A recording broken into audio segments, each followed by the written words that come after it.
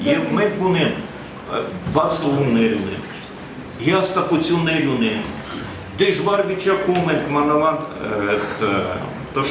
տոշակառուները եւ այլն մարդիկ գիտակցում են, բայց հարկավոր է դրա համար փոխարել։ Մանավանդ հիմա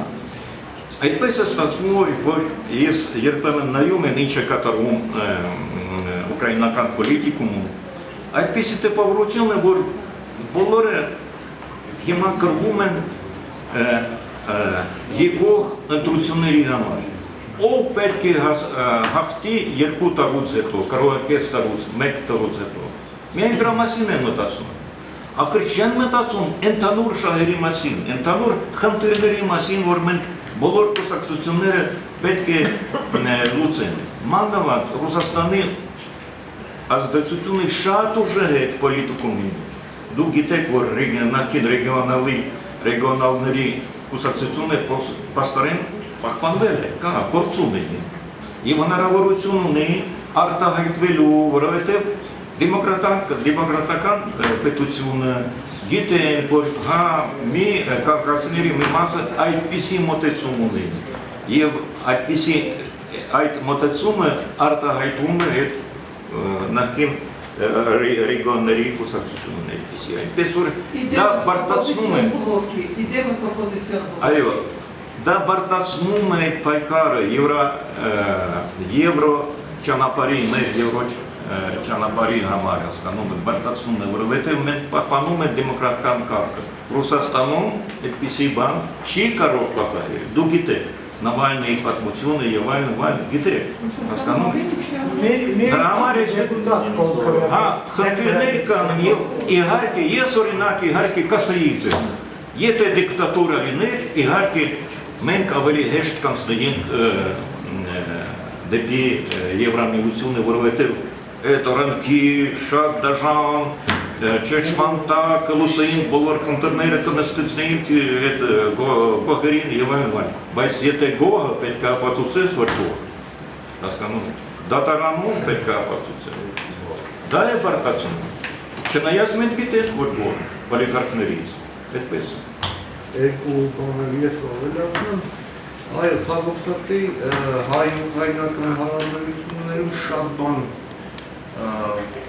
պայմանավորված են, այսպես ասենք, պրոպագանդայից եկող այդ նստվածքով եւ անադեկվատ ընկալումներով եւ իրադարձությունների շատ ճիշտ է, ոչ adekvat ընկալումներով։ Ի վերջո մի քանի տասնյակ վանցկաններ, որոնք ինչ-որ մի քանի շաբաթ ինչ են նայել Ղարաբաղում, այդ հետքը պարզ չի, դա խոսելուց նաեւ խոսել է պետք ուկրաինացի կամավորական ճիշմարի զոհվելու մասին Շուշին ազատագրելու օրերին, նա որում ուղղակավորված է Ստեփանակերտ։ Կարծում թե Եղաբլուրում։ Եղաբլուրում։ Այո, դա պետք է խոսել։ Հետո մի շարք sense նման հարցեր եւ երկրորդ այդ ամեն ինչը եղել է նրանով, որ Հայաստանի դիվանագիտությունը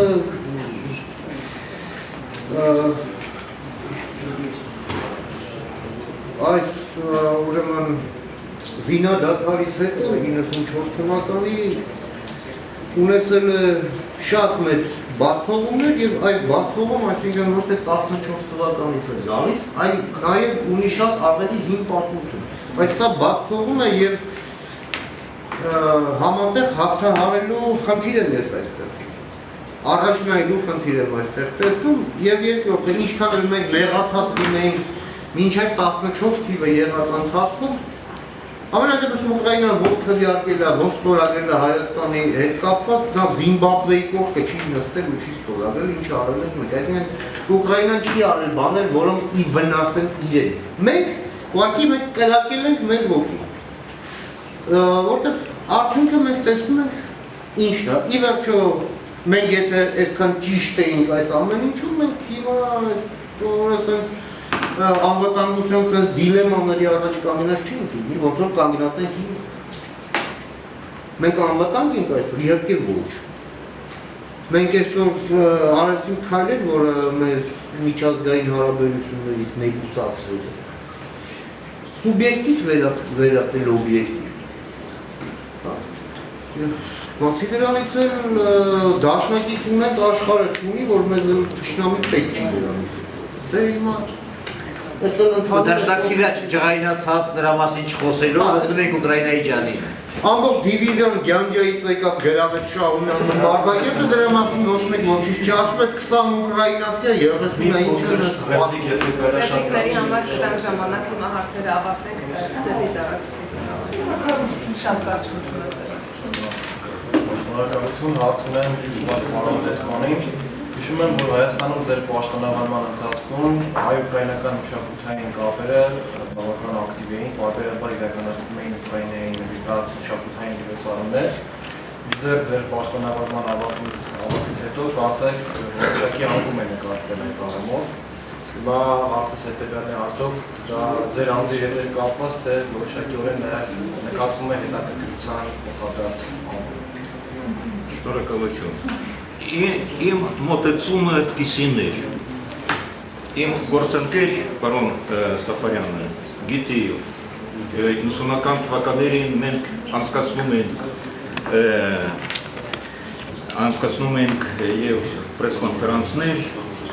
եւ պարոն Սաֆարյանը բավականին սուր հարցեր էր տալիս ինձ որպես դեսպանի եւ լեռնային հարաբերի վերաբերյալ ուրիշ խնդիրների վերաբերյալ միշտ խոսակցություն զրույց է եղել եւ շատ կարեւոր է դեսպանության աշխատանքում նման հանդիպումներ որպեսզի մատուցեն տեսակետը որպեսզի այդ հարցերը որ կուտակվում են իհարկե բացատրություն ունենան Հարցը մշակույթի մասին ենք ասում, մշակութային կապ։ նույն թվում մշակութային որովհետև անձի հետ է կապված, թե հետաքրքրություն չկա այլևս։ Դեսպանատան ներկայացուցիչն ասում են փողերը քիչ ավեր։ Ես կարծում եմ, որ Փողի հետ է կապված ոչ թե Դեսպան համես մի բան ասեմ, որովհետև գիտեք ինչ, այնքան ընդհանուր բան ունենք, որ միացնում է մեզ, հասկանում եք, Հայաստանը եւ Ուկրաինան։ Եվ իհարկե